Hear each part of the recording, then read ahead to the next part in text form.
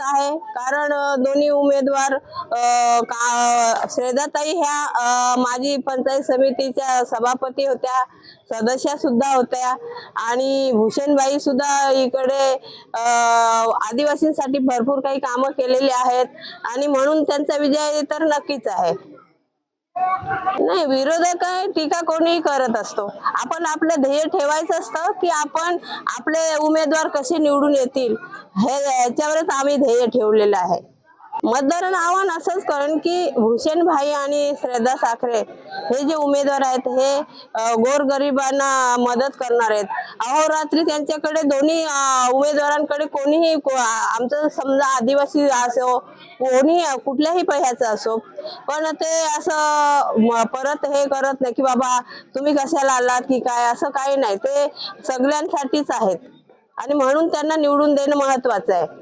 कामं वगैरे भरपूर होणार आहेत त्यांच्याकडून। आताच आमच्या खानाव ग्रामपंचायतीमध्ये आदिवासी वाडी आहे आणि त्या वाडीमध्ये त्या भूषण पाटील यांनी म्हणजे मोठं असं भव्य हे बांधलेलं आहे मंदिर आणि मंदिर बांधून सुद्धा त्यांना मूर्ती आणून दिले, कळश सुद्धा बांधले।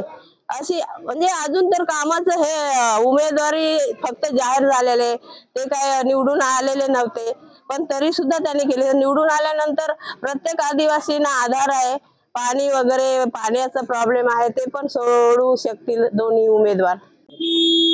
म्हणजे त्यांनी पाहिलंय की बाबा इतर उमेदवार बरेच काही होऊन गेलेत आणि हे उमेदवार कसे आहेत की गोरगरिबांपर्यंत पोहोचणारे आहेत। ते असं नाही की हे आदिवासीचं घर आहे मग मी तिथे जाणार नाही, असं नाही। ते चुलीपर्यंत जाऊ शकतात दोघंही आणि म्हणून आदिवासी बांधवांनी त्यांच्या बरोबर फिरावं, त्यांना निवडून आणावं हे ध्येय ठेवलेलं आहे।